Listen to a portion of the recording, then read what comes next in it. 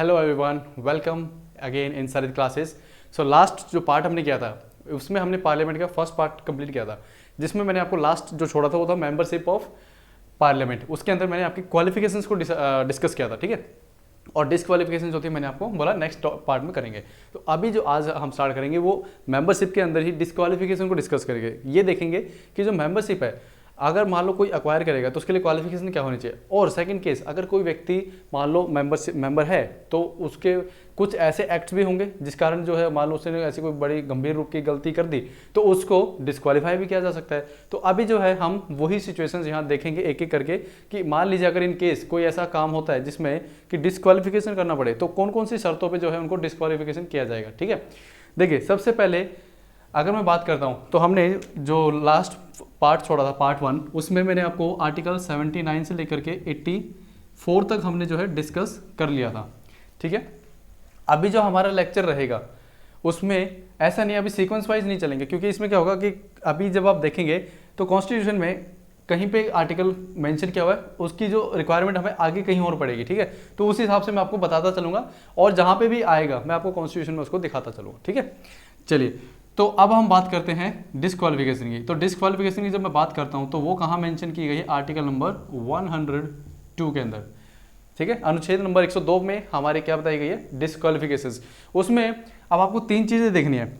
जो डिस्क्वालिफिकेशन है वो बेसिकली तीन चीजों के पे आप देखेंगे। सबसे पहले जो कॉन्स्टिट्यूशन में प्रोविजंस दिए गए, ठीक है, संविधान में कुछ प्रोविजन दिए गए, अगर यही कोई व्यक्ति काम करेगा तो उसको जो है डिस्क्वालीफाई कर देंगे।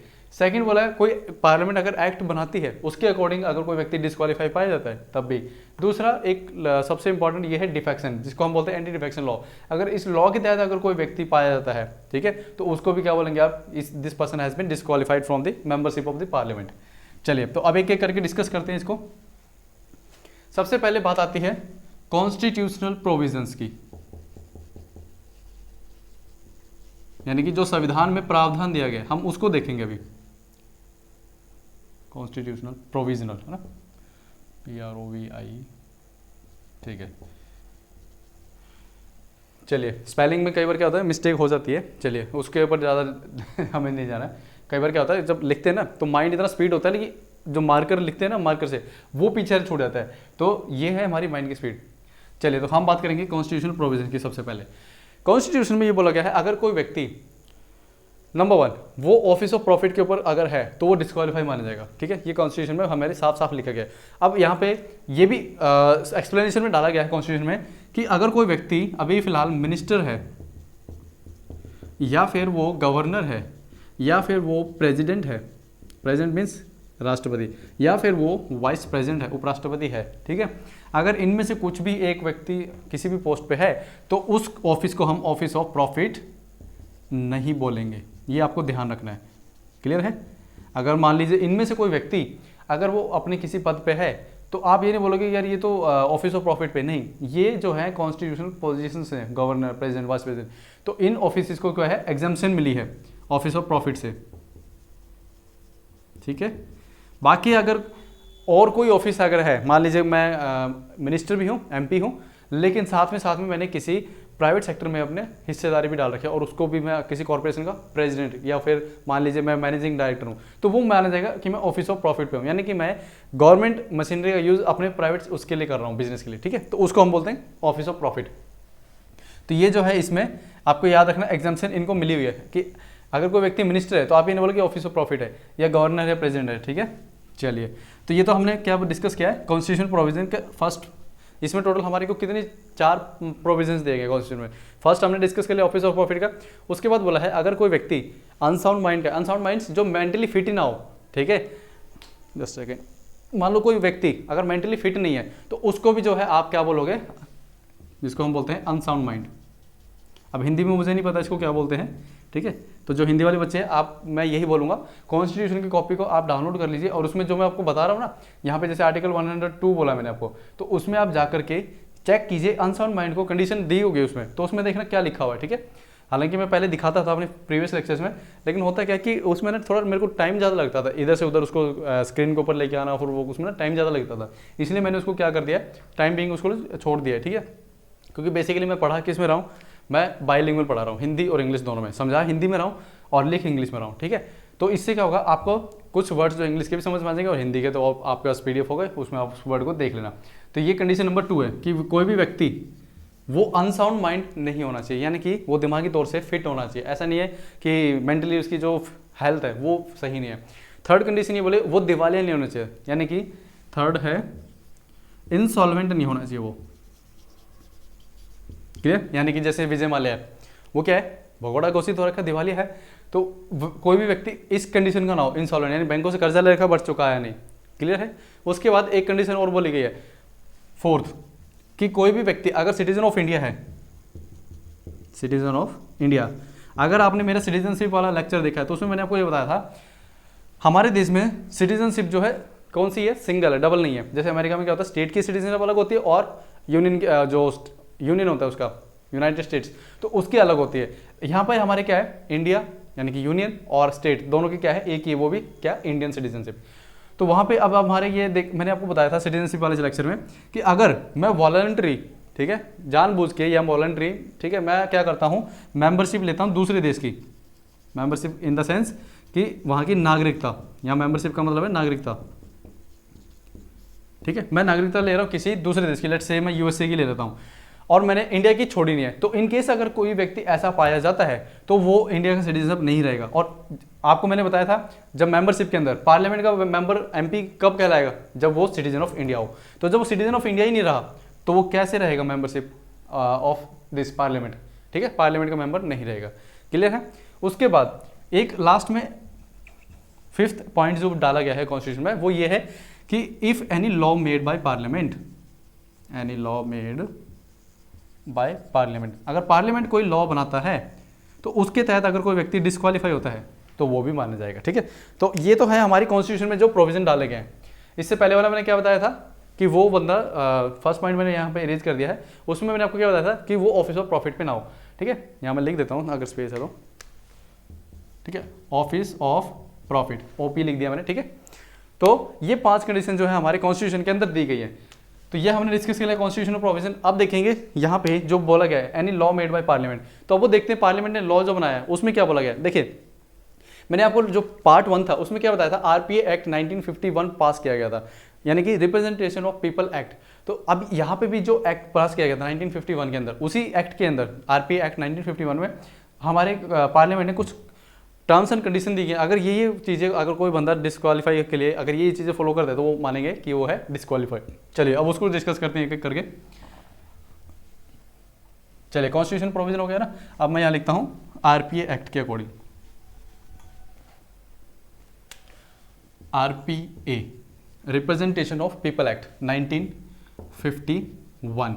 इसके अंदर देखेंगे कि अगर वो व्यक्ति, इसमें क्या क्या कंडीशन दी है। नंबर 1, इसमें सबसे पहले ये बोला है कि जो व्यक्ति अगर पाया जाता है, सबसे पहले वो ऐसा ना हो कि किसी गिल्ट हो किसी केसेस के अंदर। जैसे मान लीजिए कि लालू प्रसाद जी हैं, अभी उनको क्या हुआ, जो चारा घोटाला था उसमें उनको सजा हुई 2 साल से ज़्यादा। तो इसमें बोला गया कोई भी व्यक्ति अगर 2 साल से ज़्यादा ग्रेटर देन 2 ईयर्स की उसको इम्प्रिजनमेंट होती है, यानी कि कैद की सज़ा, इम्प्रिजनमेंट, तो वो व्यक्ति जो है डिस्क्वालीफाई हो जाएगा MP के लिए, क्लियर है। तो इसलिए जो है लालू प्रसाद यादव जी जेल में गए और उनको जो ना तो बिहार के इलेक्शन लड़ पाए और ना ही वो लोकसभा के इलेक्शन लड़ पाए, रीजन भी क्योंकि वो 2 साल से ज़्यादा की उनको सज़ा मिली है।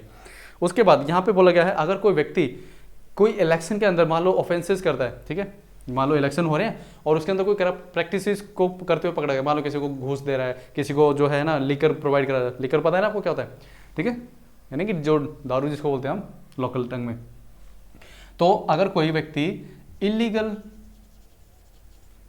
एक्ट्स करता हुआ पाया गया है इन इलेक्शन मैटर्स, तो वो भी क्या होगा, हमारा डिस्क्वालीफाई माना जाएगा, क्लियर है इतना बात।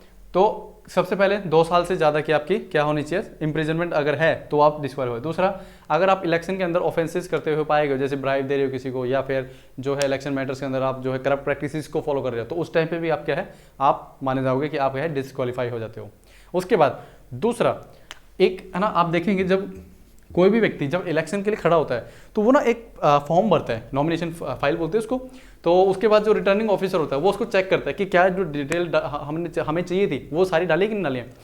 तो उसके अंदर है ना फिर इलेक्शन कमीशन एक डेडलाइन देता है कि आप जो है, जब मान लो उस व्यक्ति ने अपना सारा नॉमिनेशन फॉर्म अच्छे से भर दिया, इलेक्शन के से पहले वो कंपेन करेगा, प्रचार प्रसार करेगा, तो चाहे वो टीवी से हो, चाहे बैनर से, मीडिया पर्सन कैसे भी कर सकता है, ठीक है, एडवर्टाइजमेंट करेगा कि आप मुझे वोट डालें। अब मान लीजिए इस केस में उस व्यक्ति ने सब कुछ कर लिया, ठीक है, अब यहाँ पे इलेक्शन कमीशन एक डेडलाइन देगा कि इस डेडलाइन के अंदर अंदर आपको हमें क्या करना है, अपने जितना भी इलेक्शन से रिलेटेड एक्सपेंसेस हुए, इलेक्शन एक्सपेंसेस हुए, उसका हमें क्या दो, ब्यौरा दो। अगर आप ब्यौरा नहीं दोगे, यहाँ पे ना कुछ स्पेसिफिक टाइम पीरियड होगा, ये आपको ध्यान रखना है। ऐसा नहीं कि 1 साल बाद दे रहे हो, 2 साल बाद नहीं, वो इलेक्शन कमीशन के ऊपर डिपेंड करेगा, स्पेसिफिक पीरियड होगा, उसके विद इन टाइम के अंदर आपको जो अपना इलेक्शन एक्सपेंसेस इलेक्शन कमीशन को बताना होगा, नहीं तो आप क्या हो जाओगे, डिस्क्वालीफाई हो जाओगे।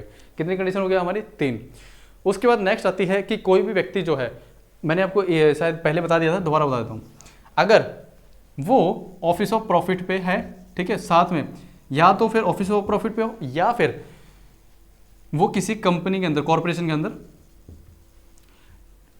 एमडी हो, ठीक है, मैनेजिंग डायरेक्टर की पोस्ट पे हो, या फिर किसी कॉर्पोरेशन में उसका इंटरेस्ट हो जिसके अंदर गवर्नमेंट ऑफ इंडिया का 25% क्या है, शेयर है, 25% शेयर्स हैं उस कॉर्पोरेशन के अंदर, और उसके अंदर वो क्या है, अपना भागीदारी रखता है, तो वो भी क्या माना जाएगा, उस केस में भी वो डिस्क्वालीफाई हो जाएगा। क्योंकि देखिए, अगर गवर्नमेंट का 25% यानी कि 1/4 हिस्सा किसका, गवर्नमेंट ऑफ इंडिया का है, और उसमें एमपी है, तो MP automatically government of India का ही रिप्रेजेंटेटिव माना जाएगा ना। तो उसमें अगर वो व्यक्ति इंडल्ज है, तो एक तरीके से बोला जाएगा कि कहीं ना कहीं ये अपने ऑफिस ऑफ प्रॉफिट का ही ध्यान दे रहा है। दूसरा, किसी कॉर्पोरेशन में, प्राइवेट सेक्टर में अगर वो एमडी की पोस्ट पे भी काम कर रहा है, तो वो भी क्या हो जाएगा, डिस्क्वालीफाई हो जाएगा। ठीक है, तो 4 कंडीशन हमने कर लिया। उसके बाद यहाँ पे बोला गया है कि जो दूसरा व्यक्ति होगा, ठीक है, वो ऐसा ना हो, मान लो अगर मान लो मैं गवर्नमेंट सर्वेंट हूँ, ठीक है, मान लो मैं एक IAS IPS ऑफिसर हूँ और मैं अभी रिटायर हुआ हूँ, या रिटायर नहीं हुआ हूँ, मतलब मेरे को निकाल दिया गया, ठीक है, सर्विस से डिसमिस किया गया। 5th कंडीशन क्या है, डिसमिसल ऑफ पब्लिक सर्वेंट। अगर किसी गवर्नमेंट सर्वेंट को या पब्लिक सर्वेंट को डिसमिस किया जाता है सर्विस से ऑन द चार्जेस ऑफ, किस चार्जेस पे, ऑन द चार्जेस ऑफ, इस चार्जेस पे कि आपने ठीक है लिखा। सबसे पहले आपने अगर मान लीजिए जो है गवर्नमेंट का, आपने उनको जैसे कहते हैं ना कि रूल्स एंड रेगुलेशंस को तोड़ा है, या फिर आपको डिसमिस किया गया है सर्विस से on the basis of corruption. आपने सर्विस के अंदर क्या क्या है, गवर्नमेंट, चलो एक बार इसको मैं रेज कर देता हूँ। सबसे पहले करप्शन किया आपने, ठीक है, आप करप्शन के अंदर पाए गए हो और उसमें आपको क्या गया, डिसमिस किया गया, तो इस केस में भी जो है आप क्या हो जाओगे, डिस्क्वालीफाई। क्लियर है। तो ये कुछ कंडीशन थी हमारी जो कि इलेक्शन किसके अंदर बताई गई है, RPA 1951 के तहत। तो आपको ये ध्यान रखना है, हालांकि 1 2 3 और होंगी इसमें कंडीशंस, कोई बात नहीं, हमें सारी एकदम से याद रखनी भी नहीं होती, ठीक है, हमें बस मेन पता होना चाहिए। अब बात आती है इसमें, जब आर्टिकल नंबर 102 बताया था मैंने किसके, कि डिस्क्वालिफिकेशन, यानी कि इसकी बात करता है डिस्क्वालिफिकेशन की। लेकिन जो आपका आर्टिकल नंबर 103 है, इसमें क्या बोला जाता है, अभी मैं इसको इरेज कर दूं ताकि मैं आपको बता दूं। देखिए जो 103 अनुच्छेद है 103 आर्टिकल, वो क्या कह रहा है कि इन केस अगर मान लीजिए कोई व्यक्ति डिस्क्वालिफिकेशन के ऊपर अगर उस पर कोई क्वेश्चन मार्क आता है, तो फाइनल डिसीजन जो है वो किसका होगा, वो होगा प्रेसिडेंट ऑफ इंडिया का।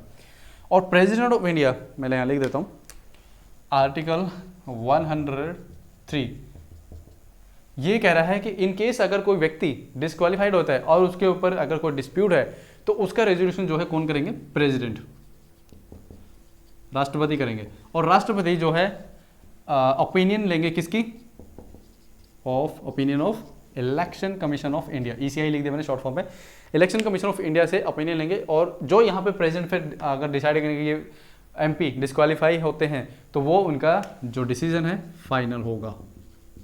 क्लियर है, ये आपको ध्यान रखना है। चलिए, तो ये हो गया हमारे। अभी मैं आपको क्या करता हूँ, कॉन्स्टिट्यूशन की जो कॉपी है मैं आपको लेके चलता हूँ कॉन्स्टिट्यूशन की कॉपी पे, ताकि आपको एक बार वो भी दिख जाए। आगे आपकी स्क्रीन पे, वेरी गुड। यहाँ पे हमने लास्ट टाइम यही से छोड़ा था ना, 84 पे छोड़ा था। अभी हम बात करने किसकी, आर्टिकल नंबर 102 की। चलो 102 पे लेके चलता हूँ पहले आपको।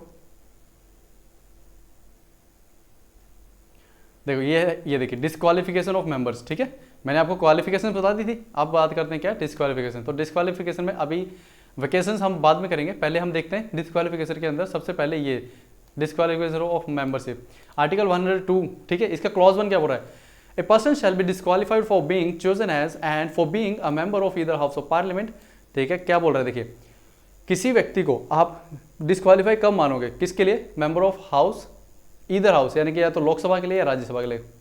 क्लॉज सब क्लॉज ए ये क्या कह रहा है, if he holds any office of profit, जो मैंने आपको सबसे पहले बताया था। और ये देखिए ये कौन सी चीजें हैं जो मैंने सबसे पहले बताई थी आपको, एक बार मैं आपको दोबारा फिर क्लियर कर देता हूँ, हो सकता है कई बार बच्चे ना कंफ्यूज हो जाते हैं।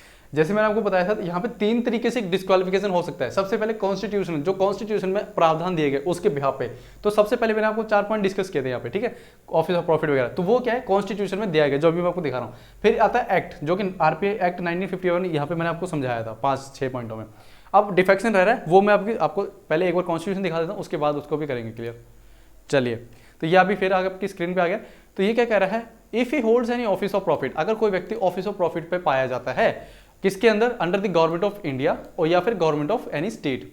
अगर गवर्नमेंट ऑफ इंडिया या गवर्नमेंट ऑफ स्टेट के नीचे वो किसी ऑफिस में काम करता है तो वो हम बोलेंगे ऑफिस ऑफ प्रॉफिट पे। अब मैंने आपको यहाँ पे कुछ एक्सेप्शंस बताए थे, ठीक है, other than the office declared by parliament. अब पार्लियामेंट नहीं, यहाँ पे अगर आप देखेंगे एक्सप्लेनेशन में, for the purpose of this clause a person shall not be deemed to be hold an office of profit, यानी कि ये कह रहा है कि जो clause number A, sub clause A है, इसके तहत हम उस व्यक्ति को ये नहीं मानेंगे कि ऑफिस ऑफ प्रॉफिट पे under the government of India या government of state, by reason that he is the minister either of union और सच स्टेट, कि वो उस मिनिस्ट्री के अंदर क्या है, मिनिस्टर है, ठीक है। तो हम क्या बोलेंगे उसको, ये बोल के डिस्क्वालीफाई नहीं कर देंगे कि आप तो ऑफिस ऑफ प्रॉफिट या गवर्नमेंट ऑफ इंडिया में, नहीं, गवर्नमेंट ऑफ इंडिया के अंदर जो मिनिस्टर हैं भाई, वो गवर्नमेंट चलाने के लिए मिनिस्टर तो चाहिए ना। आप ये थोड़ी बोलोगे कि भाई आप तो जो गवर्नमेंट ऑफ इंडिया के नीचे काम कर रहे हो तो आप तो ऑफिस ऑफ प्रॉफिट पे हो, नहीं, वो गलत होगा। उसके बाद ये भी बोला गया है कि अगर कोई व्यक्ति वाइस प्रेसिडेंट या गवर्नर और या प्रेसिडेंट है, वो भी नहीं माना जाएगा।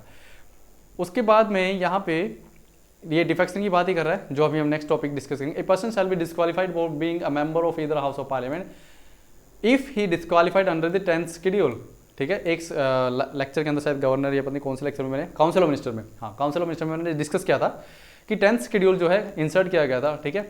तो वो हम अब दोबारा डिस्कस करेंगे उसको एकदम से डीपली। तो आपको ये याद रखना है कि ये जो है 1, 2, 3, 4 ये 4 रीजन दो है दिए गए, और लास्ट में क्या बोला है, if is disqualified by under any law made by parliament, जो कि 5 रीजन दिए गए हैं कॉन्स्टिट्यूशन में कि इन 5 रीजन से अगर कोई व्यक्ति पाया जाता है ऐसा ऐसा करता हुआ, तो उसको हम बोलेंगे वो डिस्क्वालीफाई है। तो 5वां क्या है, जो लॉ बना करके, और लॉ कौन सा, रिप्रेजेंटेटिव पीपल एक्ट 1951। चलिए 103 चलते हैं, decision on question as to disqualification of member.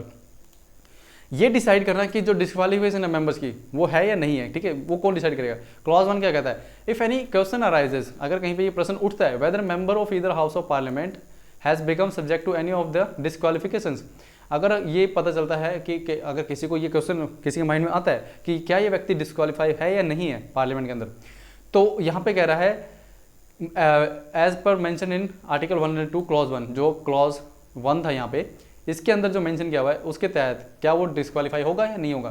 So the question shall be derived for the decision of the president and his decision shall be final. तो यहाँ पे बोला गया प्रेसिडेंट जो है वो डिसाइड करेंगे और उनका डिसीजन क्या होगा, फाइनल, कोई उसको अथॉरिटी चुनौती नहीं देगी, याद रखना।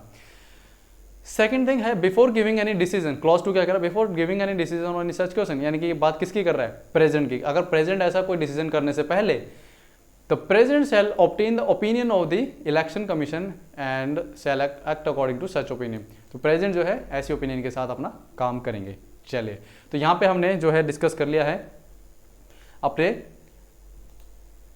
Article number 102, 103। अब हमारा एक जो पॉइंट रहता है अभी 102 के अंदर ही, वो है डिफेक्शन, जो आपने देखा था ना अभी अंडर 10th शेड्यूल लिखा हुआ था क्लॉज 2 के अंदर, आर्टिकल 102 क्लॉज 2 यही था ना। उसमें क्या लिखा हुआ था,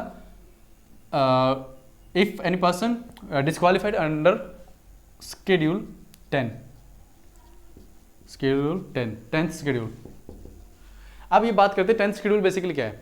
देखिए 10th शेड्यूल जो है, इसको जो लॉ बनाया गया था वो बनाया गया था 1985 में, अमेंड किया था कॉन्स्टिट्यूशन में 52nd अमेंडमेंट एक्ट 1985 में अमेंड किया था, जिसका नंबर क्या है 52। तो आपको ये रखना है जो 10th शेड्यूल है वो ऐड किया गया, पहले ओरिजिनल कॉन्स्टिट्यूशन में नहीं था, हमारे संविधान में बिल्कुल भी नहीं था, याद रखना है। अब यहाँ पे क्या बोला गया, इस जो लॉ को नाम देते हैं हम एंटी डिफेक्शन लॉ। क्लियर। अब इसमें कुछ प्रोविजंस डाले गए इस लॉ के अंदर। सबसे पहले हम देखेंगे कि ये जो लॉ है इसके लाने की नौबत क्यों आई। देखिए, एक लेक्चर में मैंने आपको एक्सप्लेन कर दिया था, दोबारा एक्सप्लेन कर रहा हूँ, जिस बच्चे ने नहीं देखा है, हो सकता है कुछ बच्चे डायरेक्ट इस लेक्चर को देख रहे हो। तो देखिए, हुआ कि एंटी डिफेक्शन लॉ के अंदर ये बोला गया, पहले लॉ के बारे में तो मैं बाद में बताऊंगा, पहले बताता हूँ आया क्यों ये। हुआ ये कि 1985 80s के अंदर 70s के अंदर होता क्या था, मान लीजिए मैं एज एक पर्सन किसी पार्टी के टिकट पे खड़ा हुआ और मैं जीत के मेंबर बन गया पार्लियामेंट का। अब मुझे लगा कि यार इस गवर्नमेंट में मुझे मिनिस्ट्री नहीं मिली है, ठीक है, मुझे मिनिस्टर नहीं बनाएगा। दूसरी जो ऑपोजिशन की पार्टी है वो मुझे थोड़ा सा पैसा खिला करके और ये कह रही है आप हमारे साथ मिल जाओ और हम आपको मेंबर जो मिनिस्टर है वो बना देंगे। अब ऑब्वियसली बात है, जो मुझे पैसा भी देगा और मिनिस्ट्री भी बनाएगा तो मैं क्यों नहीं जाऊँगा, ठीक है। ऑब्वियस देखिए क्या होता है कि आजकल अगर हम देखते हैं ना, जो मोरालिटी होती है वो गिरती जा रही है इंसानों की। थोड़ा सा कहीं पैसा ज़्यादा दिखता है वो वहीं भाग लेता है, ठीक है। हालांकि पैसा जो है आपको रियल जो कहते हैं ना खुशी वो नहीं दे सकता है। हाँ, आपकी कुछ बेसिक नीड्स है उसको फुलफिल कर सकता है, लेकिन पैसा आपको अल्टीमेट खुशी नहीं दे सकता। Remember one things. तो कभी भी आप पैसे के पीछे मत भागना। चलिए, ये तो हो गई थोड़ी सी ज्ञान की बात साइड में। अब बात करते हैं कि हुआ क्या। मान लो वो मिनिस्टर भाग गया ऑपोजिशन पार्टी के साथ मिलकर और अपने साथ 10-20 मेंबर्स को और ले गया कि चलो उस पार्टी के साथ मिलते हैं। अब हुआ क्या, जो यहाँ पे गवर्नमेंट में जो पार्टी थी उसके एक तो उसने एक्सपेंसेस, जो इलेक्शन कमीशन था चुनाव करवाया गया था, उसमें कुछ खर्चे आते हैं। अब वो खर्चे कहाँ से पूरे होते थे, हमारे हम जो टैक्स देते हैं जीएसटी के थ्रू या फिर डायरेक्ट टैक्स जो पे इनकम टैक्स के थ्रू देते हैं, वो सारा पैसा क्या है इन लोगों के सारे जो एक्सपेंसेस होते हैं उस पर खर्च हो जाते थे। तो गवर्नमेंट के जो रिसोर्सेज होते वो सारे जो कंट्री के रिसोर्सेज वो खत्म हो जाते थे। आधे से ज़्यादा तो इनके क्या होते थे, यही देखने में कि भाई वो आज ये सरकार बना रहे हैं, कल को फिर डिफेक्ट हो गए वो इधर आ गए। तो इसको एक स्लोगन दिया गया था, आया राम गया राम। क्लियर। तो इसमें क्या हुआ था कि व्यक्ति जो एमपी था वो अपना पर्सनल इंटरेस्ट देखता था कि क्या मुझे मिनिस्टरशिप मिलेगी, अगर जहां मुझे मिल रही मैं उस गवर्नमेंट में स्विच कर जाता था, ठीक है, ऑपोजिशन है चाहे गवर्नमेंट हो उसमें। तो यहाँ पे क्या होता था कि स्टेबिलिटी नहीं आ पा रही थी पॉलिटिक्स के अंदर। तो यहाँ पे जो राजीव गांधी जी की गवर्नमेंट थी वो लेके आई थी इसको 85 में, ठीक है, राजीव गांधी गवर्नमेंट। हालांकि जब मैं करंट अफेयर करूंगा या फिर जब एंटी डिफेक्शन का अलग से एक लेक्चर करवाऊंगा तो उसमें बताऊंगा इसकी क्या कमियां हैं। इसमें भी आजकल ऐसा नहीं कि ये जो होने के बाद डिफेक्शन नहीं हो रहे हैं, लेकिन इसकी कुछ कमियां हैं, वो भी डिस्कस करेंगे, बट अभी नहीं करेंगे। अभी जस्ट हम किसके बिहाफ पे समझ रहे हैं इसको, पार्लियामेंट के बिहाफ पे। तो यहाँ पे ये बोला गया कि कानून बनाते हैं, चलो एंटी डिफेक्शन होता है कि दल बदलू, आज इस दल में कल उस बदल में, ठीक है, वापिस इस दल में, तो ये होता है। तो हम क्या करते हैं, डिफेक्शन लॉ लेके आते हैं, एंटी डिफेक्शन लॉ। अगर कोई व्यक्ति करता है तो उसके ऊपर एंटी डिफेक्शन लॉ के तहत हम क्या करेंगे, कानूनी कार्रवाई करेंगे, ठीक है। तो यहाँ पे जिम्मेवार किसको बनाया गया है, वो बनाया गया है, डिसीजन कौन करेगा इस लॉ के तहत, that is speaker of the house. Clear. या फिर अगर राज्यसभा में तो चेयरमैन ऑफ द हाउस, ये डिसाइड करेंगे। और अगर वो स्टेट असेंबली के अंदर है तो वहाँ का जो स्पीकर होगा असेंबली का वो डिसाइड करेगा, स्पीकर ऑफ स्टेट असेंबली। ये इनको रिस्पॉन्सिबिलिटी दी गई है। हालांकि अभी तो हम पार्लियामेंट डिस्कस कर रहे हैं तो पार्लियामेंट की बात कर रहे हैं, ठीक है। तो देखिए स्पीकर अब जो है मान लीजिए डिसाइड करेंगे। सबसे पहले अब हम देखते हैं कि किस किस कंडीशन पे जो है व्यक्ति को हम मानेंगे कि ये क्या कर गया, डिफेक्शन कर गया। सबसे पहले इसको एरेंज कर दूं,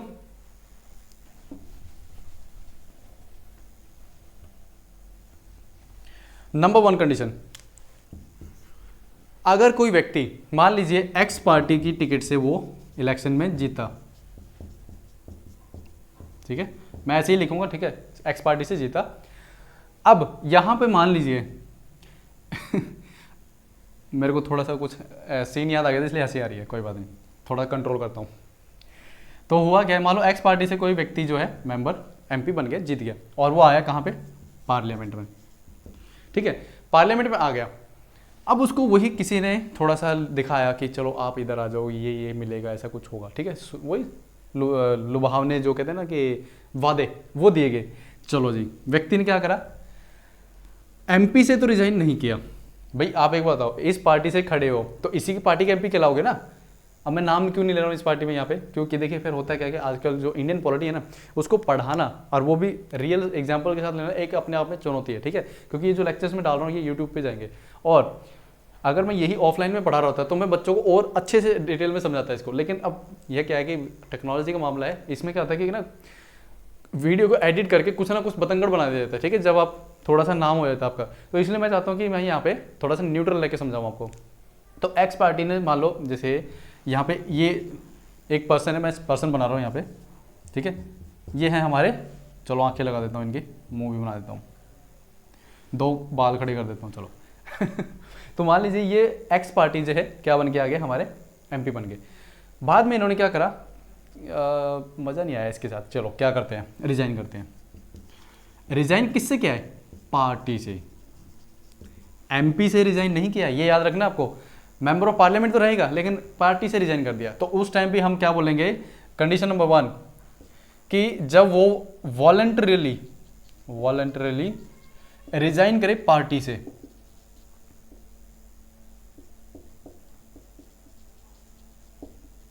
ठीक है, जब कोई भी एमपी जिस पार्टी से वो जीता है और उससे वो वॉलंटरी पार्टी को छोड़ दे, एमपी को नहीं, मेंबरशिप ऑफ पार्लियामेंट को नहीं छोड़ेगा, तो हम बोलेंगे कि this MP has been defected, ठीक है। तो हमें ये याद रखना है, कंडीशन नंबर 1। उसके बाद इसको मैं थोड़ा इरेज कर दूं, चलिए इसको भी इरेज कर देता हूँ, नहीं तो कोई बुरा मान जाएगा यहाँ पे एमपी हमारे कि हमें ऐसे रिप्रेजेंट करते हैं बोर्ड पे। अच्छा चलिए, तो कंडीशन नंबर 1 आपको पता चल गई, वॉलंटरली रिजाइन कर जाते हो यदि आप। उसके बाद यदि आप नॉमिनेट, अगर जैसे देखा, अगर आप देखते होंगे तो इलेक्शंस जो होते हैं उसमें क्या बोलते हैं, हाँ 2 तरीके से इलेक्शन होता है, एक तो पार्टी की टिकट पे लड़ते हो और एक आप लड़ते हो इंडिपेंडेंट, याद है, जिसको हम निर्वाचन मुझे ध्यान नहीं आ रहा है एग्जैक्ट हिंदी में वर्ड क्या है इसका, इंडिपेंडेंट, मैं हिंदी इंग्लिश में लिख देता हूँ, चलो इंडिपेंडेंट कोई मेंबर है, ठीक है, बिना किसी पार्टी के टिकट से लड़ रहा है। जैसे होता है ना कि हम बोलते हैं कि किसी पार्टी से नहीं खड़ा हुआ और हम इसको वोट डालते हैं और उसको अगर वो व्यक्ति जीत भी गया तो वो क्या है, एमपी तो बनेगा, इंडिपेंडेंट नहीं खड़ा हुआ, ठीक है, वो बन जाएगा एमपी क्योंकि इंडिपेंडेंट खड़ा हुआ है।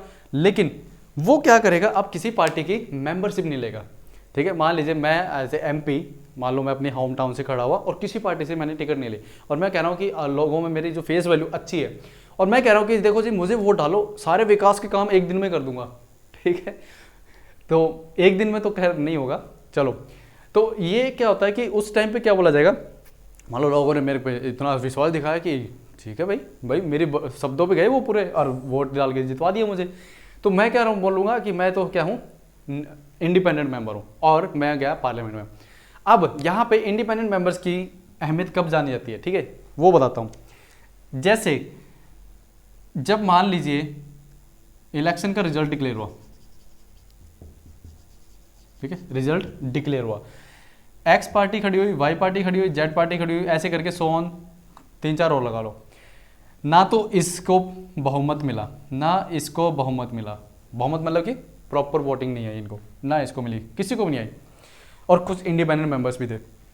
मान के चलिए इस पार्टी को इतने वोट्स तो, इतनी सीटें तो मिली हैं कि वो गवर्नमेंट बना सकती है लेकिन कोलिजन वाली बनाएगी, लेकिन कुछ सीटें कम पड़ गई हैं। अब मान लीजिए वो सोच रही है यार ये तो ना मेरी राइवल है, दुश्मन पार्टी है, इसके साथ कैसे हाथ मिलाऊं, ये मेरी वैसी क्रिटिसाइज्म करता है, इससे कैसे हाथ मिलाऊं, चलो मुझे कितनी सीटें कम पड़ रही है, मैं कह रहा हूँ कि यार मुझे ना 12 सीटें कम पड़ रही हैं गवर्नमेंट बनाने में। तो मैं देखता हूँ इंडिपेंडेंट मेंबर्स जो हैं, ये इंडिपेंडेंट मेंबर्स ये हमारे कितने 15, क्यों ना इन्हीं को ही पटा ले। तो ये क्या करेंगे, 15 मेंबर्स को बोलेंगे देखिए आप है ना हमारी पार्टी की मेंबरशिप मत लीजिए लेकिन आप सपोर्ट कर दीजिए हमें, ठीक है, आप हमें बाहर से सपोर्ट कर दीजिए। तो जिससे क्या होगा, 15 है ना, हमें चाहिए 12, तो हम एटलीस्ट 15 को 15 को ही बोल देते हैं। मान लो इन केस फ्यूचर में कभी मान लो 1-2 मेंबर ऐसा हो रिजाइन कर जाए तो हमारी गवर्नमेंट को खतरा ना हो, तो हम बोलते हैं 15 को भाई आप जो है ना हमें सपोर्ट कर दीजिए, और हो सकता है आप में से हमें जो 15 है उनमें से 10 या 4 को कुछ ना कुछ हम इंपॉर्टेंट मिनिस्ट्रीशिप भी दे दें, ठीक है, मिनिस्टर बना दें। तो क्यों नहीं, ये क्या करेंगे, खुश हो जाएंगे, अरे वाह मिनिस्टर बनाओगे तो खुश हैं हम तो, ठीक है, तो सपोर्ट करेंगे और इससे क्या बन जाएगा, पार्टी एक्स जो अपनी गवर्नमेंट बना लेगी। तो ये क्या है, इंडिपेंडेंट मेंबर्स का पूरा खेल चलता है। अब मान लीजिए, अब आते हैं मुद्दे की बात पे, ये बीच बीच में क्या है कि मैं थोड़ा एक्स्ट्रा इसलिए बता रहा हूँ कि आपको ये चीज़ें ना जब इलेक्शन देखते हैं, हर साल होते रहते हैं हमारी कंट्री में, कभी किसी स्टेट में हर 5 साल में कभी उस पर होते हैं, तो ये चीज़ें आपको समझ में आनी चाहिए कि वर्क होता कैसे है। पार्लियामेंट तो ठीक है आपको समझ में आना चाहिए, लेकिन पार्लियामेंट में वो मेंबर जब आते हैं उससे पीछे बैकग्राउंड में पर्दे पे क्या चल रहा था वो भी थोड़ा पता होना चाहिए आपको, ताकि जब आप न्यूज़पेपर पढ़ो ना वो पढ़ने में एक मज़ा आना चाहिए। ऐसा नहीं आपने बस पढ़ा कुछ रूखा सर समझ में नहीं आया न्यूज़पेपर क्या कहना चाह रहा है, तो वो समझ इंट देता है न्यूज़पेपर आपको, तो आपको तभी तो न्यूज़ पढ़ने में मज़ा आएगी, ठीक है, हालांकि इतना मजा भी नहीं लगा कि आप सारी पॉलिटिक्स न्यूज़ बोल रहे हो, बाकी चीज़ें छोड़ दो। तो यहाँ पे अब मैं बात कर रहा था इंडिपेंडेंट मेंबर्स की। इंडिपेंडेंट मेंबर्स क्या है, बिना पार्टी के आया है जीत के। तो मान लीजिए वो एमपी बन गया, बाद में उसने क्या करा, बनने के बाद एमपी पार्टी को ज्वाइन कर लिया, ठीक है, तो वो क्या हो जाएगा, ये बोले जाएगा कि this member is also defected. इस मेंबर को भी हम बोलेंगे कि ये डिफेक्टेड हो गया है। उसके बाद मैंने, अगर आपको याद हो तो एक बताया था कि राष्ट्रपति जो है राज्यसभा के अंदर 12 मेंबर्स को क्या करता है, नॉमिनेट करता है, और पहले लोकसभा में 2 को करता था, लेकिन वो सिस्टम खत्म कर दिया है लोकसभा वाला। तो मान लीजिए अगर कोई व्यक्ति नॉमिनेटेड है, क्योंकि ये जब एक्ट कब बना था 85 के अंदर, तो उस टाइम तो दोनों मेंबर लोकसभा में भी होते थे। मान लीजिए कोई व्यक्ति नॉमिनेशन के द्वारा आया है, राष्ट्रपति ने उनको क्या किया है, नॉमिनेशन किया हुआ है। अब उस नॉमिनेशन के अंदर मान लीजिए उस व्यक्ति ने, उसके पास ऑप्शन रहता है 6 महीने के अंदर अंदर, ठीक है, क्या विद इन 6 मंथ्स के अंदर अंदर आपको किसी पार्टी को अगर ज्वाइन करना है, you are freely, you can join, आप फ्री हो, ज्वाइन कर सकते हो। बट अगर आपने 6 महीने के टाइम पूरा होने के बाद, ठीक है, लेट्स से आज है 1 जुलाई 2021, तो इसके पास 1 जनवरी 2022 तक क्या हो जाएंगे, 6 महीने पूरे होंगे। तो 1 जनवरी 2022 तक उस व्यक्ति के पास टाइम होगा 6 महीने के अंदर, वो अगर पार्टी एक्स की गवर्नमेंट है तो उसकी मेंबरशिप लेना चाहता है तो ले सकता है, या पार्टी वाई की लेना चाहता है मेंबरशिप तो पार्टी वाई का मेंबर बन सकता है। लेकिन 6 महीने के बाद अगर मान लीजिए यहाँ हो जाता है 2 जनवरी और तब लेता है, तब भी हम बोलेंगे he is defected under this act 10th schedule. अब ये जो एंटी डिफेक्शन लॉ है, ये किसमें, एक शेड्यूल इंसर्ट किया गया है, उसमें सारी कंडीशंस दी गई। तो जो ये कंडीशन मैं बता रहा हूँ ये आपके कहाँ लिखी हुई है, 10th शेड्यूल में लिखी हुई है, ठीक है। एक 3 है ना, एक कंडीशन हो रहा है इसमें 4th, वो क्या है कि अगर मान लीजिए पार्टी की जो विप होती है, ठीक है, उन्होंने बोला कि आपको जो है वोटिंग करनी है और वोटिंग यहाँ इस फेवर में करनी है, तो अगर कोई एमपी पार्टी की ना सुन करके, ठीक है, पार्टी की ना सुनकर अपनी मनमानी करे, मान लो उन्होंने बोला जैसे कि ये बिल आया है, हमें इसके अगेंस्ट वोटिंग करनी है, क्योंकि हम तो ऑपोजिशन के मेंबर हैं, तो हमें क्या करनी है, गवर्नमेंट के जो बिल है उसके ऑपोजिट में बिल वो करनी है वोटिंग। लेकिन हुआ क्या, उस व्यक्ति ने गवर्नमेंट की ना सुन के, अपनी पार्टी की ना सुन के गवर्नमेंट की फेवर में वोट कर दिया, तो उसको भी हम बोलेंगे ही इज डिफेक्टेड। तो ये 4 कंडीशन दी गई है हमारे किसके अंदर, डिफेक्शन वाला जो लॉ है उसके तहत। आपको याद रखना है डिफेक्शन जो है, एंटी डिफेक्शन लॉ किस शेड्यूल में डाला गया, 10th शेड्यूल। और 10th शेड्यूल जो है इंसर्ट कब किया गया, 1985 में, कौन से अमेंडमेंट एक्ट के तहत, 52nd अमेंडमेंट एक्ट, ठीक है, 52वां संशोधन के तहत। अब ये आपको याद रखना है, ये लोकसभा पे और राज्यसभा के दोनों मेंबर्स पे लगता है। ऐसा नहीं है कि जो लोकसभा है और राज्यसभा, सिर्फ लोकसभा की बात नहीं कर रहा हूँ मैं, यहाँ पे राज्यसभा और लोकसभा दोनों के ऊपर सेम अप्लाई होगा। अब बात आती है जो मैंने आपको बताया था कि मान लीजिए अब ये डिसाइड करना है कि क्या ये डिफेक्शन माना जाएगा या नहीं माना जाएगा। तो यहाँ पे इसी लॉ के अंदर बोला गया जो स्पीकर है हाउस का, speaker of Lok Sabha, he is the final authority जो डिसाइड करेगा। और इन केस ऑफ चेयरमैन होगा कहाँ पे, राज्यसभा के अंदर, चेयरमैन ऑफ राज्यसभा, वो क्या होंगे, फाइनल अथॉरिटी होंगे ये डिसाइड करने के लिए कि वो डिफेक्शन किया गया है कि नहीं है। लेकिन अब यहाँ पे बवाल क्या उठता है, देखिए जो स्पीकर है आपको पता है, ऑब्वियस सी बात है, जो गवर्नमेंट की पार्टी होती है उसी पार्टी का वो सदस्य होता है, ठीक है, इंग्लैंड में इसका उल्टा होता है, वो न्यूट्रल होता है। तो अब मान लीजिए स्पीकर गवर्नमेंट का ही साथ का है, लेकिन जो व्यक्ति क्वेश्चन आ रहा है जिसपे, उस व्यक्ति ने दूसरी पार्टी की मेंबरशिप छोड़ के गवर्नमेंट की मेंबरशिप ले ली है। अब स्पीकर डिसाइड थोड़ी करेगा जल्दी से। और एक चीज़ याद रखना, इस एक्ट में ये डिफाइन नहीं किया गया कि आपको जो डिसीजन करना है स्पीकर को या चेयरमैन को, वो कितने टाइम पीरियड के अंदर, ठीक है, मान लीजिए 6 महीने में, 1 साल में, 2 साल में, 5 साल में, कोई टाइम पीरियड फिक्स नहीं है, नो फिक्स्ड टाइम है यहाँ पे, नो फिक्स्ड टाइम। आपको ये नहीं बता रखा कि कितने टाइम में जो स्पीकर या चेयरमैन को डिसाइड करना है कि वो अपना डिसीजन ले।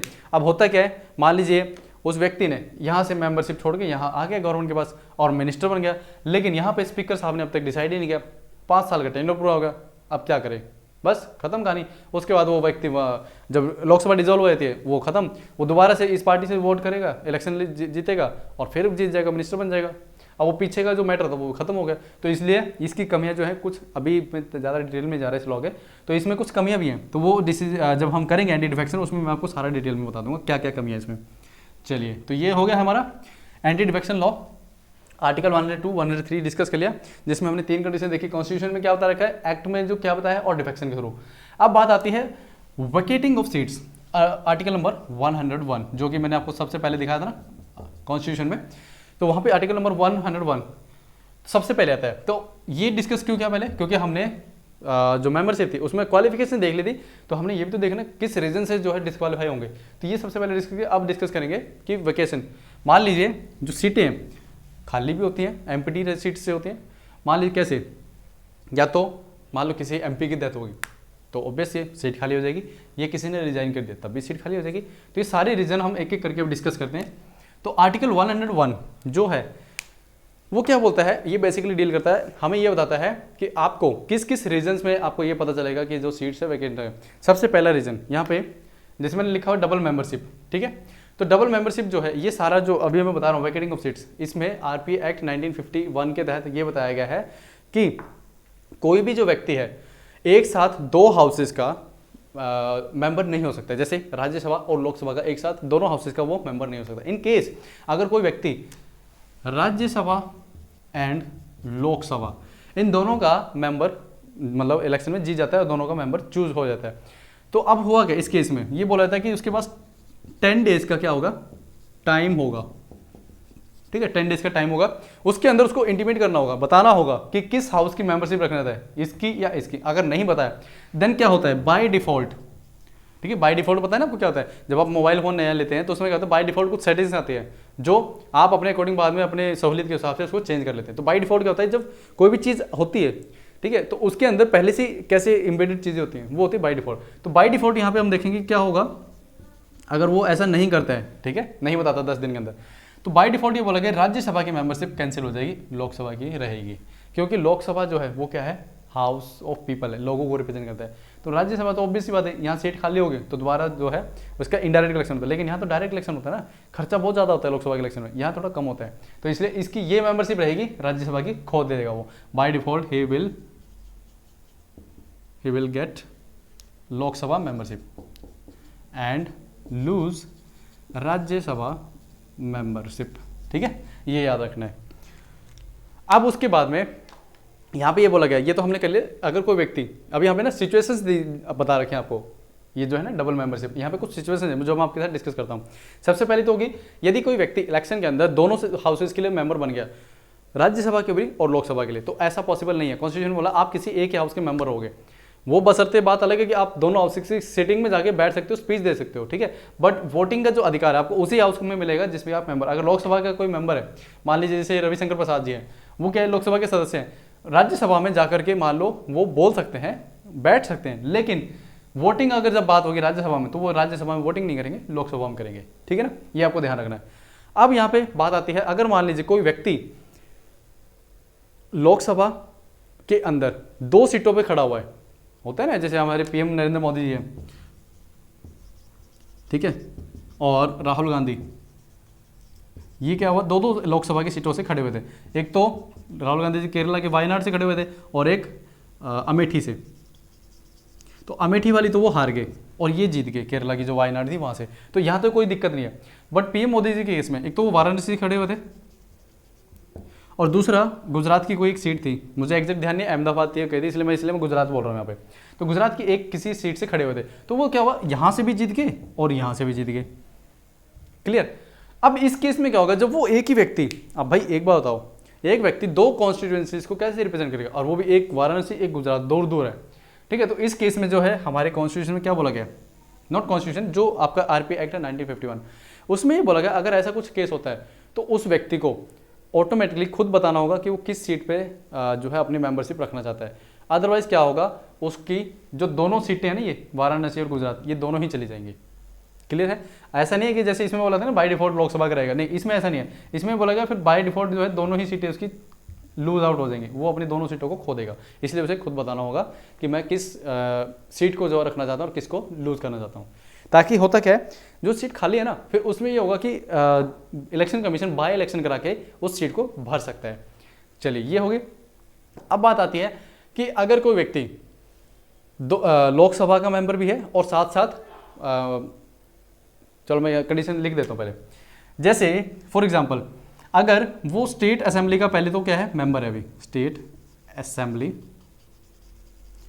के अंदर क्या है, एमएलए है, और लेट से ये बात है, मैं चलो कहता हूँ क्या, हरियाणा का लगा लेता हूँ, एक स्टेट का एग्जाम्पल लेके, हरियाणा का कोई एमएलए है और 2024 के इलेक्शन हुए, ठीक है, 2024 में पार्लियामेंट के इलेक्शन हुए, उसके अंदर वो व्यक्ति भी खड़ा हुआ, हालांकि 2000 ये पहले से एमएलए है, लेकिन वो इलेक्शन में किस में खड़ा हुआ, लोकसभा के, और यहाँ पे भी वो क्या हो गया, विनर बन गया लोकसभा की सीट पे। तो इस केस में बोला गया अगर कोई व्यक्ति एमएलए भी है और लोकसभा के अंदर भी क्या है, जीत गया, तो इसमें बोला कि दोनों हाउसेस में वो अपनी जो है मेंबर नहीं रह सकते, ना तो स्टेट के अंदर और ना ही पार्लियामेंट के अंदर। तो ऐसा क्या होगा इस केस, अगर ऐसा होता है, ठीक है, तो उसको क्या है, व्यक्ति को पहले तो खुद बताना होगा कि कौन सी सीट वो छोड़ना चाहता है, नहीं बताता है तो जो स्टेट असेंबली की सीट है एमएलए, वो खत्म हो जाएगी और इसको रिटेन रखा जाएगा। क्लियर है, ये आपको ध्यान रखना है। और इसके अंदर ये ध्यान रखना है, ये वाला, इसमें 14 डेज का टाइम होता है, 14 डेज में उनको बताना होता है, नहीं बताया तो चलो जी कोई बात नहीं, बाय डिफॉल्ट आप लोकसभा के मेंबर माने जाओगे। क्लियर है, तो ये क्या हो गया, डबल मेंबरशिप। डबल मेंबरशिप मतलब कि आपके पास दो दो मेंबरशिप है। केस नंबर 1 क्या था, जिसमें वो लोकसभा राज्यसभा के दोनों के सदस्य बन गया, ठीक है। दूसरा केस क्या था, लोकसभा के अंदर वो 2 सीटों पे खड़ा हुआ और दोनों सीट जीत गया, जो हमने यहाँ पे पीएम मोदी और राहुल गांधी जी के एग्जाम्पल देखा। राहुल गांधी जी तो एक सीट को लूज करके थे, एक को जीत गए, तो इसमें तो वो ठीक थे, उनको कोई दिक्कत नहीं हुई, लेकिन पीएम मोदी को अपनी एक सीट छोड़नी पड़ी थी गुजरात वाली, और वाराणसी को उन्होंने रिटेन रखा, ठीक है। अगर ऐसा नहीं होता है तो उनकी दोनों सीट जो है वो क्या हो जाएंगे, लूज हो जाएंगे। उसके बाद मैंने आपको बताया है, अगर कोई एमएलए स्टेट से फाइट करता है इलेक्शन किसके लिए, लोकसभा के लिए, और लोकसभा की सीट जाता है, तो उसके पास 14 दिन का समय होगा, उसके अंदर उसको बताना होगा कि किस सीट को वो छोड़ना चाहता है, एमपी वाली को या एमएलए वाली को। अगर वो नहीं बताता है तो एमएलए वाली इसकी लूज हो जाएगी और एमपी वाली रिटेन रह जाएगी। तो ये हो गया हमारा क्या है, डबल मेंबरशिप का सारा कंसेप्ट क्लियर हो गया यहाँ पे। नेक्स्ट कंडीशन क्या बोली गई है, ठीक है, कंडीशन नंबर 1 हमने डिस्कस कर लिया, डबल मेंबरशिप। अगर इसके तहत कोई व्यक्ति है तो वो हम क्या बोलेंगे कि ये जो है इसकी सीट खाली मानी जाएगी। अब बात करते हैं डिस्क्वालिफिकेशन के बेस पे। देखिए अभी डिस्क्वालिफिकेशन मैं एक्सप्लेन नहीं करूंगा क्योंकि ऑलरेडी यहाँ हमने काफी अच्छे से किया है। अगर कोई व्यक्ति इन 3 रीजन में, चाहे वो कॉन्स्टिट्यूशन प्रोविजन से या आरपी एक्ट 1951 या डिफेक्शन के तहत मान लो डिस्क्वालीफाई हो जाता है, तो उसकी सीट जो है वो भी क्या मानी जाएगी, वैकेंट मानी जाएगी। क्लियर, ये आपको ध्यान रखना है। तो रीजन नंबर 2 डिस्कस हो गया है, क्योंकि देखिए यही तो है पॉलिटी की खासियत, आपने एक जगह अच्छे से मेहनत कर ली तो दूसरी जगह आपको यहाँ मेरे को बताने की इतनी इंपॉर्टेंस नहीं पड़ी, इसलिए मैंने यहाँ अच्छे से एक्सप्लेन किया। चलिए फिर आता है रेजिग्नेशन। अब बात आती है, मान लीजिए कोई एमपी है, लोकसभा लगा लीजिए और चाहे राज्यसभा लगा लीजिए। पहली बात तो ये आप मेरे को ना कमेंट में ये बता देना कि क्या आपको मेरी राइटिंग थोड़ी बहुत विजिबल है, समझ में आ रही है। क्योंकि क्या होता है, मैं ना जब स्पीड लिखता हूँ तो मेरी राइटिंग ऐसी आती है, चाहे पेपर पे लिख रहा हूँ तब भी ऐसी हो जाती है वो, इसलिए मैं तो कई बार धीरे लिखने की कोशिश करता हूँ, धीरे में फिर काम होता नहीं है ना, इसलिए। तो लोकसभा और राज्यसभा, अगर कोई व्यक्ति एमपी है किसका, लोकसभा का या है राज्यसभा का, तो ये वो जो अपना रिजाइन देंगे, ठीक है, लिख के रिटर्न में, वो किसको देंगे, राज्यसभा का एमपी देगा किसको, जो उसके चेयरमैन होंगे, और लोकसभा का एमपी किसको देगा, जो कि वहाँ के स्पीकर होंगे। इन केस अगर स्पीकर नहीं है और यहाँ चेयरमैन नहीं है तो वो इसके बाद एक पोस्ट और आती है डिप्टी स्पीकर और डेप्यूटी चेयरमैन, उनको दे देंगे, ठीक है, रिटर्न में लिख के देंगे। ऐसा नहीं कि बोला मुंह से कि माननीय स्पीकर साहब मैं रिजाइन दे रहा हूँ, चलो जी, ऐसा नहीं होगा। तो ऐसा तो जब आप देखें पार्लियामेंट के अंदर डिबेट्स होती है बिल के ऊपर, तो बोलते हैं अगर ये बिल पास हुआ थोड़े जोश में आ जाते हैं ना, ये बिल अगर पास हो गया तो मैं रिजाइन दे दूंगा, ठीक है। तो इसका मतलब ये नहीं कि उन्होंने रिजाइन दे दिया, तो बोलने से कुछ नहीं होता है, रिटर्न में होना चाहिए, ये आपको ध्यान रखना है कि ऑरली नहीं। ऑरली तो बहुत बार बोलते हैं, मीडिया में बोलते हैं अगर ये बिल पास संसद के सदन से हुआ तो ये मेरा आखिरी दिन होगा, मैं राजनीति छोड़ दूंगा, बोलते हैं ना। तो इसका मतलब ये नहीं कि वो ऑरली अगर उन्होंने बोल दिया मीडिया के सामने या स्पीकर के सामने जोश जोश में, तो स्पीकर बोलेंगे ठीक है आपने रिजाइन दे दिया, मैं कल से आप मत आना उसमें, ऐसा नहीं है। एक प्रोसीजर बनाया गया, पहले आप उसको क्या है रिटर्न में लिख के दो, ठीक है, रिटर्न के अंदर लिख के दो। रिटर्न में जब आप लिख के दोगे तो वहाँ पे क्या होता है, एक अकाउंटेबिलिटी बनती है, ठीक है। अब मान लो जो चेयरमैन है और स्पीकर है, उनके पास रिटर्न में एक प्रूफ है कि आपने देखो जी खुद लिख के दिया है, तब आपको हमने रिजाइन माना है आपका। अब वो बोल दे तो वो जी मैंने तो कल थोड़ी सी ड्रिंक ज़्यादा कर ली थी रात को, है ना, हैंगओवर था वो नहीं उतरा, तो मैंने बोल दिया जोश जोश में, तो इसका मतलब ये थोड़ी ना कि आपके पास क्या अकाउंट लिया। ऐसे तो आप भी पता नहीं कितनी बार बोल देते होगे कि मैं रिजाइन कर दूंगा स्पीकर से, तो क्या आपने रिजाइन कर दिया, तो ऐसा नहीं है, ठीक है। अब ये चीज़ मैं आपको क्यों बता रहा हूँ, होता है ये पीछे अगर कभी देखेंगे ना आप, ठीक है, पार्लियामेंट्री डिबेट्स के अंदर बहुत मज़ा आता है, ये थोड़ा ना फनी सा भी लगता है, मतलब चीज़ें सीखने को बहुत मिलती हैं। फनी के साथ साथ आप चीज़ें को सीखो। कई बार क्या होता है कि हम ना चीज़ों को देखते हैं और उसमें ना इंटरेस्ट देखते हैं, अरे वाह कितनी अच्छी है, लेकिन उसके साथ साथ कुछ सीखो भी तो। सीखने को क्या मिल रहा है? अगर आपको कुछ सीखने को ही नहीं मिल रहा उसमें, तो देखने का फायदा क्या है? टाइम वेस्ट हो रहा है आपका उसमें, और कुछ नहीं है, ठीक है। तो कई बार क्या होता है, हम देखते हैं ऐसी चीज़ें कॉमेडी मूवीज़ वगैरह, तो उसमें क्या होता है, हंस तो लेते हैं लेकिन उससे कुछ सीखने को मिला नहीं मिला, तो उस कॉमेडी का क्या फ़ायदा? कॉमेडी वो देखो जिसमें कुछ सीखने को मिल रहा है, ठीक है। चलिए, तो यहाँ पे आपको याद रखना वो किसको देंगे, एमपी स्पीकर को, और यहाँ पे चेयरमैन को। उसके बाद यहाँ पे अब ये नहीं है इन्होंने रिटर्न में लिख के दे दिया, ये ध्यान और रखना अभी कि रिटर्न में लिख के दे दिया कि लो जी, और स्पीकर और चेयरमैन के ऊपर डिपेंड करता है वेदर दे एक्सेप्ट और नॉट, वेदर दे एक्सेप्ट और नॉट। क्योंकि क्या होता है, स्पीकर और चेयरमैन जो है ना वो देखेंगे कि क्या जो ये रेजिग्नेशन है जेन्युइन है या नहीं है। अगर ऐसा हो कि भाई ये पाया जाए कि जेन्युइन तो है ही नहीं, तो उसमें क्या है वो उसको होल्ड कर सकते हैं, और जब तक ये एक्सेप्ट नहीं करेंगे तो वो व्यक्ति एमपी रहेगा। ये याद रखना है। ऐसे नहीं कि आपने मतलब एज ए एमपी लिख के दे दिया स्पीकर को और आप अगले दिन से आ ही नहीं रहे, और एमपी स्पीकर ने बोला भाई साहब आपका तो मैंने जैन एक्सेप्ट ही नहीं करा और आप हाउस में क्यों नहीं आ रहे हो, ठीक है। तो उसमें जो है उनकी अकाउंटेबिलिटी तब तक बनी रहेगी जब तक कि ये एक्सेप्ट नहीं कर लेते। ये आपको ध्यान रखना है। चलिए अब बात करते हैं एक कौन सा रह गया, एब्सेंस। चलिए ये तो हो गया हमारा क्या, रेजिग्नेशन वाला। कैसा लगा आपको ये रेजिग्नेशन वाला, ठीक है। हालांकि मैंने थोड़ा सा फनी मोड में आपको समझाया है, बट आपको चीज़ें समझ में आनी चाहिए, ठीक है। मेरा यही मेन कहना है। एब्सेंस, एब्सेंस क्या होता है भाई? आप स्कूल में जाते थे, अटेंडेंस होती थी, रोल नंबर 1 यस मैम होता था ना ऐसे, या यस सर, ठीक है। वो दिन भी क्या दिन थे जो स्कूल वाले, ठीक है, आराम से मौज मस्ती। चलिए ये कौन सी कंडीशन है, ये 1 2 3 4 फोर्थ है ना, ये हम 1 2 3 4 हाँ फोर्थ है। एब्सेंस, एब्सेंस में क्या बताया गया? एब्सेंस में ये बोला गया है कि अगर कोई व्यक्ति एमपी, मतलब जब मैं व्यक्ति बोल रहा हूँ तो यहाँ पे समझ लो पार्लियामेंट के अंदर वो एमपी की बात कर रहा हूँ, ठीक है। अगर कोई एमपी बिना बताए हाउस के सेशंस में मीटिंग में नहीं आता है, ठीक है, और कितने दिन तक, 60 दिन तक, 60 डेज तक, विदाउट नोटिस, ठीक है, 60 डेज विदाउट नोटिस। और नोटिस किसको नहीं देते हैं वैसे हम, स्पीकर को या फिर चेयरमैन को, राज्यसभा के। तो अगर वो 60 डेज विदाउट नोटिस एब्सेंट रहता है हाउस से, ठीक है, तो हम मानेंगे कि उस बंदे का जो है रिजाइन हो चुका है, यानी कि वो अब नहीं आएगा। क्लियर। और यहाँ पे एक याद रखना है, जो 60 डेज का टाइम पीरियड है किसको काउंट करेंगे? मान लीजिए पार्लियामेंट का जो लोकसभा का हाउस है उसने अपनी मीटिंग स्टार्ट करी, फर्स्ट मीटिंग यहाँ से पहला दिन, दूसरा दिन, फिर हाउस प्रोरोग हुआ, ठीक है, प्रोरोग कह रहा हूँ अर्जनमेंट हुआ, ठीक है, प्रोरोग तो फिर बिल्कुल खत्म हो जाता है। अभी बताऊंगा थोड़ी टाइम में ये क्या डिफरेंस है, नेक्स्ट पार्ट में बता दूंगा। तो लोकसभा के अंदर क्या हुआ, हाउस अर्जन कर दिया स्पीकर ने, ठीक है, अस्थायी रूप से उसको स्थगित कर दिया। उसके बाद अब मान लीजिए वो 4 दिन के लिए करा उन्होंने, या मान लीजिए 7 डेज के लिए कर दिया, ठीक है। अब आप ये बोलोगे कि 4 दिन तो आपका काम ही नहीं हुआ, या 7 दिन तक तो आपका हाउस ने काम ही नहीं किया, तो 60 दिन के अंदर ये दिन आप क्या करोगे, इंक्लूड नहीं करोगे, ठीक है। जिस दिन तक मान लीजिए हाउस अर्जन रहा है ना, जितने दिन के लिए या जितने टाइम के लिए, मतलब 1 घंटे के लिए हुआ, वो तो काउंट करेंगे। लेकिन मान लीजिए लेट से 1 दिन, 2 दिन, 3 दिन, 4 दिन, या लेट से 15 डेज, 2 वीक्स, अगर इस तरीके से वो अर्जन रहा, अस्थायी रूप से स्पीकर ने या चेयरमैन ने उसको स्थगित कर दिया उसको, तो वो 60 डेज में हम टाइम पीरियड काउंट नहीं करेंगे। हम क्या काउंट करेंगे, जो वर्किंग होता है ना, वर्किंग हाउस का, उसको काउंट करेंगे, ठीक है। तो 60 डेज तक अगर वो वर्किंग सेशंस में नहीं आया बिना इन्फॉर्म किए, नोटिस किए, तो हम बोलेंगे this MP has been resigned, ठीक है। और अगली बार जो है उसको स्पीकर नहीं आने देंगे हाउस में।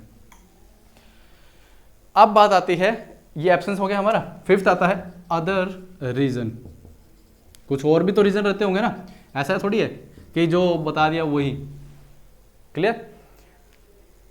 अदर रीजन में क्या आता है, मान लीजिए मैं एमपी था, ठीक है, और मेरा मन किया क्यों ना प्रेसिडेंट बन जाओ, ठीक है, इधर सरदर्दी तो खत्म हो जाएगी, इसमें यहाँ पे आके वोटिंग करो, चिल्लाओ, ये बिल ऐसा है वैसा है, आर्गूमेंट दो, काउंटर आर्गूमेंट दो, ठीक है। अगर मैं गवर्नमेंट के अंदर मिनिस्टर हूँ तो फिर उनको ऑपोजिशन को समझाओ, अरे भाई ये बिल ऐसा है, ठीक है। कितनी सरदर्दी होती है एमपी की। अब मैं क्यों बोल रहा हूँ, जितना मैंने आपको क्या बोला, जितनी चीज़ आपको दूर से अच्छी लग रही है ना, पास में जब जाओगे ना उसको अच्छे से देखोगे। अब जैसे जो IAS IPS के पीछे जैसे हम देखते हैं, वही लोग सक्सेसफुल होते हैं इसके अंदर, जिसका जेन्युइन वो चाहते हैं कि हमारा यही जुनून है इसके अंदर, हम चाहते हैं कि इसी सर्विस में जाएं, तो वो तो आराम से इसको क्रैक कर जाते हैं। लेकिन जिनका जुनून नहीं होता वो क्या होते हैं, एक्सटर्नल मोटिवेशन के थ्रू। कैसे, अरे यार गाड़ी मिलेगी, बंगला मिलेगा, ठीक है, वाईफाई फ्री रहेगा, टेलीफोन का बिल भी नहीं भरना, सब कुछ गवर्नमेंट का। वो उस मोटिवेशन को देखते हुए सोचते हैं हम ये बने, तो वो मैं गारंटी से बोलता हूँ वो नहीं बन पाते, क्योंकि इसके लिए क्या होता है, ये जो एग्ज़ाम है ये होता है आपका मैराथन एग्ज़ाम। जैसे मैराथन रेस सुनी आपने, marathon race, let's say 42 kilometre की क्या होती है मैराथन रेस। अभी मैं आपको क्यों समझा रहा हूँ, ताकि आपको मालूम हो सकता है कुछ बच्चे इस वीडियो को जब देख रहे होंगे, तो मैं इसलिए समझा रहा हूँ ताकि बच्चों अगर आप जब देखते हो तो आपको ये समझ में आ जाए कि आप इसको देख के तो नहीं आए हो जो मैं आपको बता रहा हूँ, यह आपका जुनून है, जुनून है तो इसमें लगे रहो, नहीं है तो इसको इस मोटिवेशन से है तो आप इसको छोड़ देना। अगर मान लीजिए 42 किलोमीटर की रेस है, ठीक है, और एक है 100 मीटर की रेस। अब फर्क समझ रहा, ये तो है 42 किलोमीटर, अगर इसको मैं मीटर में कन्वर्ट करता हूं तो ये बन जाता है 42,000 मीटर, 42,000 मीटर। ये है 100 मीटर रेस। तो आप मुझे एक बात बताइए, सबसे ज़्यादा दम किस में लगाएंगे, इसमें या इसमें? आप सबसे ज़्यादा दम लगाएंगे इसके अंदर, क्लियर, यानी कि इसको आप सोचेंगे कम समय में, यानी कि लेस टाइम में मैं इसको अचीव करूं। यही होता है ना, हुसैन बोल्ट 9 सेकंड कुछ मिली सेकंड में उसने जो है 9.54 आई थिंक कुछ रिकॉर्ड रहा है उनका, तो उसके अंदर जो है 100 मीटर रेस कवर कर दी। अब यही अगर उनको हम बोले 42 किलोमीटर दौड़ना है, तो क्या वो जिस स्पीड से 100 मीटर की रेस उन्होंने कवर की, उस स्पीड से क्या 42 किलोमीटर दौड़ेंगे? नो, अरे भाई लंग्स बाहर आ जाएंगे उस स्पीड से जो 100 मीटर में उन्होंने दौड़ा था, ठीक है। तो 42 किलोमीटर के लिए क्या करना पड़ेगा? स्लो, अगेन स्लो पेस दौड़ेंगे। पहले हमने स्टार्ट किया, दौड़े, मतलब जैसे ऐसे ऐसे थोड़ा थोड़ा धीरे धीरे स्टार्ट किया, उसके बाद थोड़ा सा हल्का सा, जब मेरे को लगा कि हाँ हाफ डिस्टेंस जो है मैंने कवर कर लिया है, थोड़ा सा स्पीड को अब बढ़ाऊंगा, फिर थोड़ी सी और स्पीड बढ़ाऊंगा। जैसे ही मैं अपने टारगेट के पास आऊँगा, ठीक है, जैसे मैं 42 किलोमीटर में 40 किलोमीटर के पास आ गया, मैं कितने बजे 2 किलोमीटर, अब मैं अपनी थोड़ी सी स्पीड को कर दूंगा इंक्रीज, ठीक है। और वो 2 किलोमीटर जो है उसमें मैं जो है अपना सारा स्टेमिना जो मैंने बचा के रखा था यहाँ सारा 2 किलोमीटर पे निकाल दूंगा, ठीक है। और जो इस तरीके से चलेगा वही बच्चा जो है इस एग्जाम को क्रैक कर जाता है। अब यहाँ पे समझाने का तरीका क्या था, जो 100 मीटर रेस ये क्या होती है आपकी बैंकिंग एग्जाम्स, एसएससी की जॉब्स, ठीक है, या फिर जो क्लर्क की एग्जाम्स होती है वो होती है 100 मीटर रेस। स्टैटिक फैक्ट्स फटाफट याद करो, जस्ट इमीडिएट याद है एग्जाम में एज इट इज, उसको अगर आंसर आया टिक कर दो और चलो भाई सिलेक्शन। यहाँ पे क्या है, ये है सिलेबस, वास्ट सिलेबस, ठीक है, इतना बड़ा। अब उसके अंदर आपने सबसे पहले उसको पहले समझा, फिर 42 किलोमीटर को पहले ट्रैक को तो देखोगे ना, ट्रैक क्या है, कहाँ से कैसे दौड़ना है मुझे, क्या रास्ता पक्का है कच्चा है कैसा है, ये तो देखोगे, ट्रैक तो देखोगे, फिर आप धीरे धीरे दौड़ोगे। यानी आप क्या करोगे, इनिशियली आप किसी बुक को उठा के पढ़ना स्टार्ट करोगे, फिर धीरे धीरे क्या करोगे, प्रीवियस ईयर के क्वेश्चंस को देखेंगे, उसके बाद फिर आप देखोगे मेरा टारगेट जो है अब कितना दूर रह गया मुझसे, मैंने इतने टाइम जो है पढ़ते पढ़ते हो गया है, अब मेरा टारगेट इतनी दूर रह गया, मेरे को इतना पता चल गया है। उसके बाद ये जो 2 किलोमीटर बचे थे यहाँ पे हमारे, यहाँ पे इस एग्ज़ाम में 2 किलोमीटर कौन से हमारे, जब हमारे प्रीलिम्स एग्ज़ाम से पहले 1 मंथ या 40 डेज जो बच जाते हैं, ठीक है, लास्ट वो होते हैं हमारे पूरा दम झोंकने वाला, ठीक है। तो जो व्यक्ति जो बच्चा उस टाइम पे यहाँ पे जो इस तरीके से चलता है, मैं गारंटी देता हूँ वो किसी भी फिर इस एग्ज़ाम में फिर वो आराम से जा सकता है, ठीक है, बशर्ते वो कोचिंग ले रहा है या नहीं ले रहा वो, ठीक है, वो ये मैटर नहीं करता फिर इसमें। तो ये चीज़ें आपको मैंने क्यों बताई है, क्योंकि बहुत से बच्चे जो है मैं देखता हूँ वो इनिशियली है ना 1 साल 1.5 साल इवन 2 साल भी निकल जाते हैं बच्चों के, वो ये नहीं समझ पाते कि हम किस लिए कर रहे हैं इस एग्ज़ाम की तैयारी, ठीक है। तो अगर आपको ये मोटिवेशन मिला हुआ है कि गाड़ी मिलेगी, बंगला मिलेगा, इंटरनेट के सारे चार्जेस गवर्नमेंट देगी, तो आप इस एग्ज़ाम को मत प्रिपेयर करना, ये मैं आपको पहले ही एज ए बड़े भाई के तौर पर बता रहा हूँ, ठीक है। अगर आपका खुद का जेन्युइन है कि भाई मुझे ये करना है, ठीक है, और मेरी ये ड्रीम है, ठीक है, अब वहाँ पे मैं आपको बता देता हूँ चैलेंजेस बहुत होते हैं इस जॉब के अंदर जाने के बाद। बाहर से जितनी अच्छी दिखती है ना हमें, अंदर जब जाओगे आपको अपने सीनियर्स की सुननी पड़ेगी, मिनिस्टर्स की सुननी पड़ेगी, ठीक है। हो सकता है आप पब्लिक में बैठे और मिनिस्टर भी पब्लिक में, वो आपको थप्पड़ मार दें, ठीक है, मिनिस्टर, हालांकि होता नहीं है वैसे, बट मान लिया अगर मिनिस्टर गुस्से में आ जाए, ठीक है, तो वो मार भी दे, लेकिन आप नहीं आप हट के उनको थप्पड़ मार दो, ठीक है। तो यहाँ पे क्या होगा, आपको थोड़ा सा अपनी जो कहते हैं ना कि एरोगेंस, उसको साइड में रखना होता है इस जॉब के अंदर। चलिए, तो अदर रीजंस में अब मैं आपको बता रहा हूँ क्या। मान लीजिए अभी कोई व्यक्ति, जैसे मैंने बोला था अगर मैं इलेक्शन में हूँ, ठीक है, मैं देखो कहाँ से कहाँ चला गया बताते बताते कहाँ मैं एक एमपी पे था और कहाँ मैं किस चीज़ पे चला गया, चलो कोई बात नहीं, ये भी बताना बहुत जरूरी बनता है। चलिए, तो देखिए अगर मैं एज ए एमपी मैं चाहता हूँ यार मैं ना राष्ट्रपति बन जाऊँ, उपराष्ट्रपति बन जाऊँ, तो इन केस अगर मैं चाहूँ तो मैं अपना पहले रिजाइन दूंगा एमपी से और फिर जो है एमपी जो प्रेसिडेंट है या वाइस प्रेसिडेंट उसके लिए इलेक्शन फाइट करूंगा और जीत गया तो मैं प्रेसिडेंट बन जाऊंगा। तो इन केस ऐसा कुछ करता हूं तो अदर रीजन्स में काउंट होता है, ठीक है। कि अगर अब मैं प्रेसिडेंट, वाइस प्रेसिडेंट या गवर्नर बन गया हूं तो उस केस में जो है मैं बोला जाऊंगा कि मेरी सीट जो है वो वैकेंट हो जाएगी। तो ये आता है किसमें, अदर रीजन्स में। चलिए नेक्स्ट जो हमारा अब क्वेश्चन आता है वो आता है ओथ पे। ओथ और अफर्मेशंस, ये आर्टिकल नंबर 99 में डिस्कस किया है। उससे पहले अगर मैं बात करूं 101 आर्टिकल जो हमने डिस्कस किया है, एक बार इसको डिस्कस कर ले। आपकी स्क्रीन पे अभी मैं आपको कॉन्स्टिट्यूशन की कॉपी दिखाऊंगा, ठीक है। तो चलिए देखते हैं, अभी ये आ गया आपकी स्क्रीन पे। चलिए हमें चलना है 101 पे। ये रहा, डिस्क्वालिफिकेशन ऑफ मेंबर्स के अंदर सबसे पहला आर्टिकल आता है वेकेशन ऑफ सीट। सीट्स खाली कब मानी जाएंगे। क्लॉज 1 क्या कह रहा है, no person shall be a member of both houses of parliament and provision shall be made by parliament. पहली बात तो यहाँ पे सबसे पहले यही बोल दिया गया कि कोई भी जो व्यक्ति है वो दोनों सदनों का यानी कि राज्यसभा और लोकसभा का एक साथ मेंबर नहीं हो सकता है, ठीक है। And for the vacation of by an person who is chosen for member of both houses his seat one house or the other. ये बोला गया अगर कोई व्यक्ति, ठीक है, दोनों सदनों में चूज किया जाता है यानी कि इलेक्शन के द्वारा उसको दोनों सदनों के लिए चुना जाता है, तो उसमें से उसको एक हाउस को छोड़ना होगा, ठीक है। और बाय डिफॉल्ट मैंने बता दिया, नहीं अगर वो बताता है तो क्या होगा, आपको लोकसभा की सीट मिल जाएगी, राज्यसभा की छूट जाएगी। सेकंड क्लॉज क्या कह रहा है, no person shall be member of both of parliament and house of legislature of a state.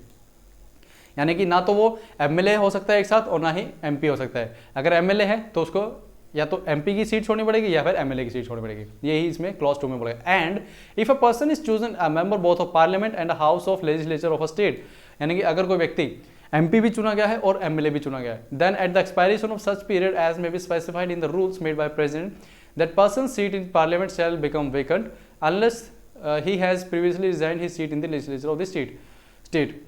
तो यहाँ पे ये बोला गया है कि जो पार्लियामेंट की सीट है, यहाँ पे शायद मैंने बोर्ड पे आपको ये बोल दिया होगा कि पार्लियामेंट की सीट मानी जाएगी उसके ना। तो यहाँ पे देखिए ये होता है कॉन्स्टिट्यूशन को पढ़ने का। अब देखिए बताने में हो सकता है मेरे से गलती होगी हो, लेकिन यहाँ पे जब मैंने आपको बताया तो यहाँ पे क्लियर हो गया कि अगर मान लीजिए ऐसा नहीं होता कि वो व्यक्ति अपनी रिजाइन नहीं करता दोनों सीटों से, तो ये माना जाएगा कि जो उसकी सीट पार्लियामेंट के अंदर है, the person seat in parliament shall become vacant, ठीक है। तो पार्लियामेंट की सीट जो है लोकसभा की वो उसकी वेकेंट हो जाएगी और उसको एमएलए की सीट मिल जाएगी, ठीक है, unless he has previously resign. अगर वो रिजाइन कर देता है सीट से तो उसके पास कौन सी रहेगी, जो एमपी वाली सीट है वो रहेगी। थर्ड क्लॉज क्या कह रहा है, if a member of either house of parliament, ठीक है, यहाँ पे राज्यसभा लोकसभा दोनों की बात हुई है। अगर कोई भी व्यक्ति चाहे वो लोकसभा का हो या राज्यसभा का हो, क्लॉज सब क्लॉज ए क्या कह रहा है, becomes subject to any of the disqualification mentioned in clause 1 of clause 2 of the article 102। Clear, 102 के अंदर जो हमने देखा था, ये देखिए क्लॉज 1 और क्लॉज 2 एंटी डिफेक्शन लॉ या फिर कॉन्स्टिट्यूशन प्रोविजंस के तहत, तो उसके अंदर भी क्या माने जाएंगे, उसकी सीट को वेकेंट मानेंगे। क्लॉज बी क्या कहता है, sub clause resign his seat by writing, यानी कि या तो वो रिजाइन कर जाए। यहाँ पे देखिए ये जो फर्स्ट प्रोविजन था और सेकंड प्रोविजन, ये क्या था आपका, डबल मेंबरशिप के बारे में बात कर रहा है जो मैंने आपको बताया था। फिर उसके बाद आता है थर्ड, यानी कि डिस्क्वालिफिकेशन की बात कर रहे हैं यहाँ पे। उसके बाद में ये बी, ये बात क्या कर रहा है, रिजाइन की बाय राइटिंग टू चेयरमैन और speaker of the house. Clear, और ये भी कह रहा है is resignation is accepted by the chairman और स्पीकर एंड इस केस में भी, यानी कि यहाँ पे स्पीकर चेयरमैन जो रेजिग्नेशन एक्सेप्ट कर भी सकते हैं और नहीं भी कर सकते, वो उनके पर्सनल उस पर डिपेंड करता है। हिज सीट शैल देयरअपॉन बिकम वेकेंट, अगर वो एक्सेप्ट कर लेते हैं तब वो वेकेंट बन जाएगी। Provided that in case of any resignation refer to in sub clause B, यानी कि अगर वो चेयरमैन और स्पीकर को रेजिग्नेशन देते हैं फ्रॉम इन्फॉर्मेशन रिसीव्ड और otherwise and after making such inquiry as he thinks fit, chairman और द स्पीकर और एज द केस में भी, चाहे तो चेयरमैन या speaker is satisfied and such resignation is not voluntary और genuine, he shall not accept such resignation. ये देखो यहाँ पे क्या बोलना चाह रहे हैं, देखिए चेयरमैन और जो स्पीकर हैं, मान लो किसी व्यक्ति ने उनको रिजाइन किया, राइटिंग के अंदर लिख के दिया कि हम जो इस हाउस को से अपनी मेंबरशिप छोड़ना चाहते हैं, रिजाइन कर रहे हैं मेंबरशिप पार्लियामेंट के लिए। तो यहाँ पे अगर स्पीकर और चेयरमैन को कहीं से जो उनके सूत्रों से खबर मिली, ठीक है, खुफिया जानकारी कि ये जो है ना रिजाइन जो कर रहे हैं प्रेशर में कर रहे हैं किसी के, इन्होंने अपने वॉलंटरी नहीं कर रहे हैं, ठीक है, तो उसमें अगर उनको ऐसा कुछ पता चला वो अपनी जांच बैठाएंगे और उसको उन्होंने पाया कि हाँ ये जो जेन्युइन नहीं है रिजाइन इनका, तो वो उसको मानने से इनकार कर सकते हैं, ठीक है, ये इसमें बोला गया है। चलिए दोबारा चलते हैं अभी क्लॉज नंबर 4 पे। क्लॉज नंबर 4 ये रहा, if a period of 60 days a member, ये क्या हो गया, एबसेंट होगा कोई व्यक्ति 60 दिन से, ठीक है, तो उसकी बात करें इधर हाउस ऑफ पार्लियामेंट, या तो रोज राज्यसभा या लोकसभा में अगर 60 दिन तक वो एबसेंट है without permission of the house, clear. अब परमिशन किसकी, या तो स्पीकर की या चेयरमैन की। एंड द हाउस में डिक्लेयर हिज सीट वैकेंट, तो जो हाउस है वो डिक्लेयर कर देगा कि जो सीट है अभी उस व्यक्ति की खाली है। Provided that in computing the 8 set period of 60 days, अब यहाँ पे बताया कि जो 60 दिन का पीरियड है वो आप कैसे काउंट करोगे। No account shall be taken any period during which the house is prorogued और is urgent more than 4 consecutive days. अगर 4 दिन से ज़्यादा उसको प्रोरॉग रखा गया या अर्जेंट किया गया तो वो टाइम पीरियड हम काउंट नहीं करेंगे। क्लियर है। चलिए तो अब वापस आते हैं हम हमारे नेक्स्ट ओथ के ऊपर, ओथ एंड अफर्मेशन। चलिए एक बार मैं इसको साथ किया था अभी दिखाई देता हूँ लगे हाथ। 99 आर्टिकल के ऊपर ओथ एंड अफर्मेशन मिलेंगे हमें। 90 ये देखिए, ओथ और अफर्मेशन बाय मेंबर्स। ये क्या बोल रहा है, every member of either house of parliament shall before taking his seat, कोई भी मेंबर है जो पार्लियामेंट का, चाहे लोकसभा का हो या राज्यसभा का हो, अपनी एमपी की सीट को अक्वायर करने से पहले वो क्या करेगा, सब्सक्राइब करेगा बिफोर द प्रेसिडेंट के सामने, या कोई अपॉइंट किया जाएगा पर्सन प्रेसिडेंट के द्वारा, वो क्या करेंगे, उनको ओथ दिलवाएंगे। ठीक है। और जो उनकी ओथ है वो डिस्क्राइब किस में की गई है, 3rd शेड्यूल में, ये आपको याद रखना है। उसके अकॉर्डिंग जो है वो ओथ लेंगे। देखिए यहाँ पे बात की गई है अंडर आर्टिकल 99, क्या, ओथ की। ओथ भी किसकी, मेंबर्स ऑफ पार्लियामेंट, एमपी की। क्लियर। अब यहाँ पे क्या बोला गया है, जो ओथ है, शपथ कौन दिलवाएगा, प्रेसिडेंट। अगर प्रेसिडेंट अवेलेबल नहीं है, मान लो किसी दूसरे देश में गए हैं या उनकी तबीयत खराब है, तो any person appointed by president, वो भी क्या कर सकते हैं, उनको ओथ दिलवा सकते हैं, एनी पर्सन अपॉइंटेड। ठीक है। अब देखिए होता क्या है जनरली, अभी ये तो हमने देख लिया कॉन्स्टिट्यूशन के अकॉर्डिंग, एक्चुअल में होता क्या है, मान लीजिए इलेक्शन हुए, रिजल्ट आया। ठीक है। मैं चलो एक रियल एग्जांपल लेता हूँ। 2019 में बीजेपी की गवर्नमेंट को 300+ सीटें मिली लोकसभा के अंदर। मैं मार्कर चेंज कर लेता हूँ, थोड़ा लाइट हो गया ये। ठीक है। तो 300+ सीटें मिली बीजेपी को लोकसभा के अंदर। अब यहाँ पे क्या हुआ, जो बीजेपी की जो पूरी पार्टी की जो मेंबर्स थे, ठीक है, उन्होंने यूनानिमसली अपना एक लीडर इलेक्ट किया। ठीक है। आपको याद होना चाहिए जो लीडर होता है ना पार्टी का, वही आगे चल के क्या बनता है, पीएम। ये हमने पीएम वाले लेक्चर में बताया था। तो पीएम जो है वो फिर क्या करता है, पहले पीएम को ओथ दिलवाते हैं प्रेसिडेंट। क्लियर है। अब यहाँ पे ये देखिए, ये 300+ एमपी हैं यहाँ पे, जो कि क्या होंगे, गवर्नमेंट के पार्ट होंगे। लेकिन मैंने आपको बताया था काउंसिल ऑफ मिनिस्टर वाले लेक्चर में कि जो 300, मान लीजिए ये पूरा क्या है, 300 मेंबर का क्या है, काफिला है। अब इसके अंदर ये तो है अकेली एक पार्टी जो कि जीत के आई एब्सोल्यूट मेजोरिटी में, लेकिन इससे बड़ा एक सर्कल और होगा जो कि 545 मेंबर्स का क्या होगा, पूरा हाउस होगा। उसमें से ये मेंबर्स किसके, बीजेपी के, ये अदर पार्टीज के हो सकते हैं। तो देखिए अब 545 एमपी जो जीत के आए, तो आप ओथ तो सबको दिलाओगे, ऐसे थोड़ी ना बीजेपी की जो जीत के आए हैं, ठीक है, जो अभी गवर्नमेंट पे है उसको दिलवाओगे और बाकियों को नहीं, क्योंकि एमपी ये भी है और ये भी है। तो आप इनको सबको क्या कराओगे, ओथ दिलवाओगे, शपथ दिलवाओगे। अब मुझे एक बात बताइए, अगर प्राइम मिनिस्टर बनने के बाद मान लो वो एक लिस्ट देते हैं, सजेशन देते हैं कि आप जो है इनको मिनिस्टरशिप की ओथ दिलवा दीजिए, ठीक है, मंत्री पद की। तो यहाँ तक तो जो है पीएम कह रहा हूँ, जो प्रेसिडेंट है, राष्ट्रपति, उनका काम होता है पीएम को दिलाना और जो मिनिस्टर उनको दिलाना। अब बात आती है, ये तो हो गया क्या, पीएम और इनको मिलाकर मान लीजिए 70 एमपी जो है आपके यहाँ पे कवर हो गए। अब हमें तो कवर कितने करने हैं, 545। अब जो प्रेसिडेंट है वो सबको नहीं दिलवाते होते, याद रखना, ठीक है। ये रियल एग्जाम्पल में बता रहा हूँ मैं, ठीक है।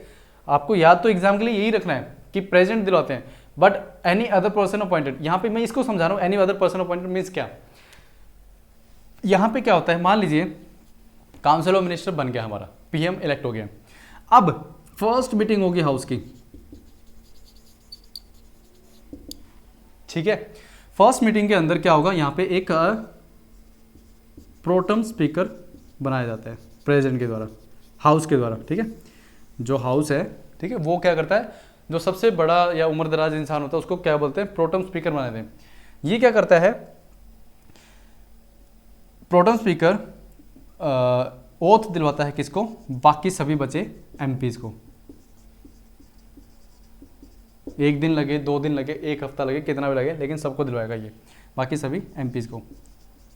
क्लियर। आपको ये याद रखना है, वो एनी अदर पर्सन अपॉइंटेड जो यहाँ पे मेंशन किया है वो कौन है, प्रोटम स्पीकर है। क्लियर रहेगा इतनी बात। अब ये आपको ये याद नहीं रखना है कि प्रोटोन स्पीकर दिलवाता है, मैंने जस्ट सिर्फ समझाने के लिए बताया है कि एक्चुअल में काम कैसे होता है हमारी पार्लियामेंट में। प्रेसिडेंट सबको नहीं दिलाते, प्रेसिडेंट सिर्फ काउंसिल ऑफ मिनिस्टर जो है हमारे, ठीक है, उन तक सीमित रहते हैं।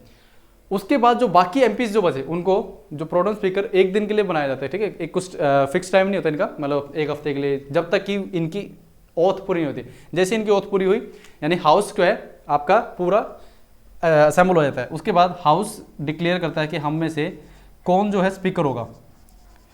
जब ये इलेक्शन हो जाता है स्पीकर कौन होगा, ठीक है, ये डिसाइड हो जाता है, वो स्पीकर जो है आपके पूरे हाउस को रन करते हैं। और एक चीज़ याद रखना है, हालांकि स्पीकर जब मैं करवाऊंगा उसमें भी दोबारा फिर बताऊंगा कि जो इससे पहले वाला जो सदन था, अभी मान लीजिए कौन सी लोकसभा है हमारी, 17th लोकसभा है, जो 16th लोकसभा में स्पीकर कौन थे, सुमित्रा महाजन जी थे, और अभी कौन है, ओम बिरला। तो 16th लोकसभा मान लो उन्होंने इलेक्शन नहीं लड़ा सुमित्रा महाजन जी ने, ठीक है, तो वो अब क्या है, स्पीकर का जो रेजिग्नेशन है वो तब तक नहीं देते हैं जब तक कि आपका नया स्पीकर जो हाउस में नहीं आ जाता है। जैसे ही नया स्पीकर हाउस में आया, पिछले जो स्पीकर थे वो रिजाइन कर जाते हैं, ठीक है, ये आपको ध्यान रखना है। चलिए ये ओथ हो गया है। अब हम बात करते हैं सैलरी एंड अलाउंसेस की, ठीक है। हालांकि बहुत से बच्चे ऐसे होते हैं जिनका सबसे ध्यान पहले जाता है सैलरी पे, ठीक है कि इस जॉब में सैलरी कितनी है, एमपी को सैलरी कितनी मिलती, अरे पीएम की सैलरी कितनी होती है, राष्ट्रपति सैलरी कितनी होती है, ठीक है। यूट्यूब पे बहुत सी वीडियो ऐसी ना डाल रखी लोगों ने बेधड़ंग, मतलब जिसका कोई सेंस ही नहीं बनता। अरे आप एक बार बताओ, ये देखो वो व्यक्ति काम कर रहा है तभी तो उसको वो मेहनताना मिल रहा है। अगर कोई व्यक्ति देश का राष्ट्रपति है, जो सबसे बड़ा एक कॉन्स्टिट्यूशनल पोस्ट है, उस पर अगर कोई व्यक्ति विराजमान है तो उसको ऑब्वियसली है कुछ फैसिलिटी दी जाएगी, कुछ प्रोटेक्शन दी जाएगी।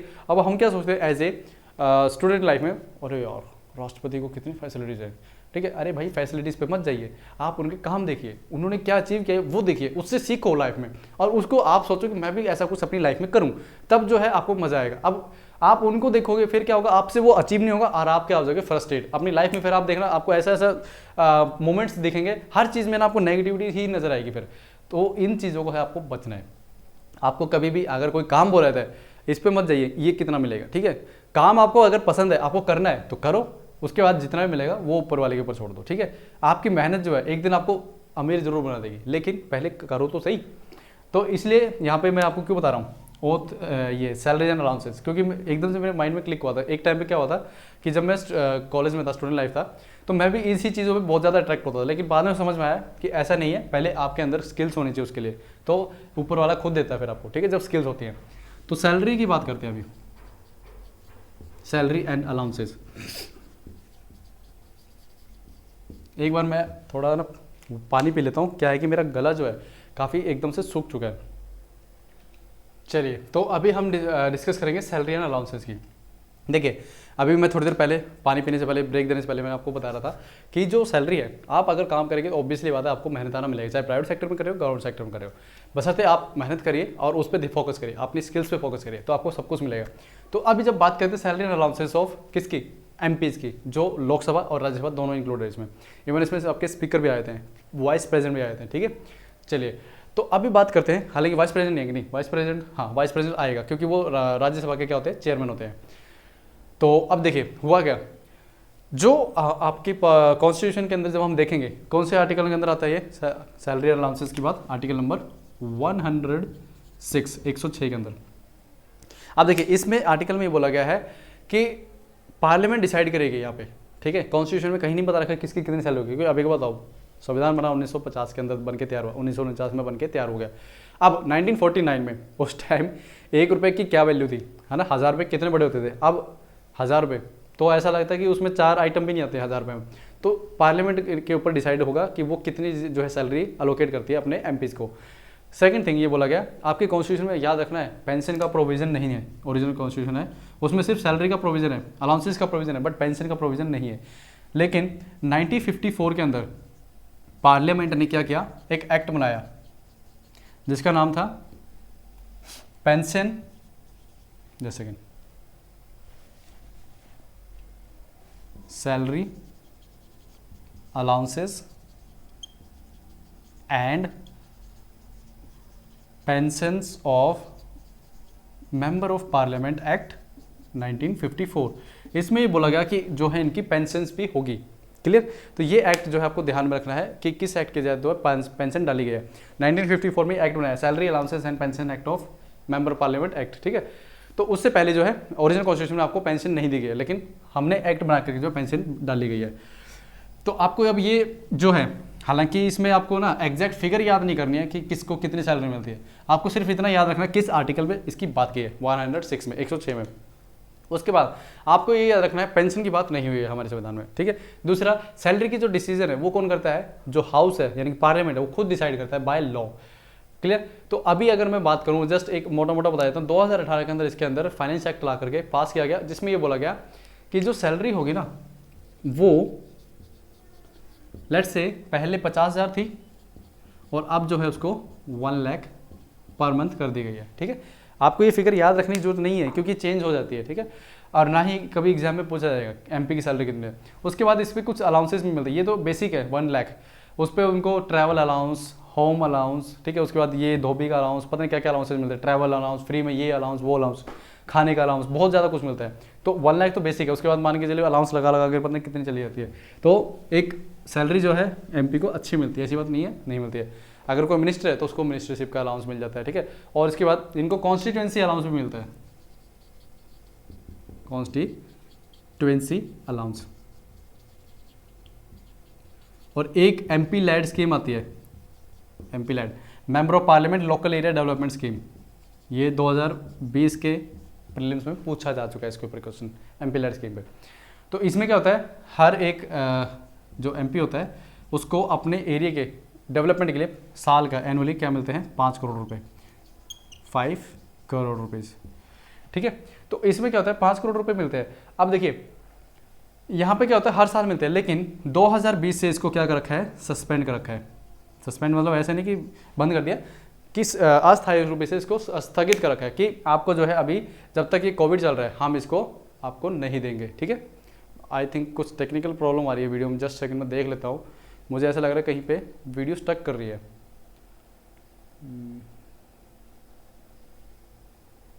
थोड़ा सा लैग हो रहा है, मुझे लग रहा है ऐसा। चलिए, बाकी लेक्चर आपका हो चुका है कंप्लीट, ठीक है। तो यहाँ पे अभी जो है आपका लेक्चर कंप्लीट हो गया है। अब आपका जो नेक्स्ट पार्ट रहेगा वो रहेगा क्या, प्रिसाइडिंग ऑफिसर से ऊपर, ठीक है। तो चलिए मिलते हैं अब अपने नेक्स्ट लेक्चर के अंदर ऐसे ही, और नेक्स्ट लेक्चर भी पार्लियामेंट में ही रहेगा आपका, ठीक है। तो तब तक हैव ए गुड डे।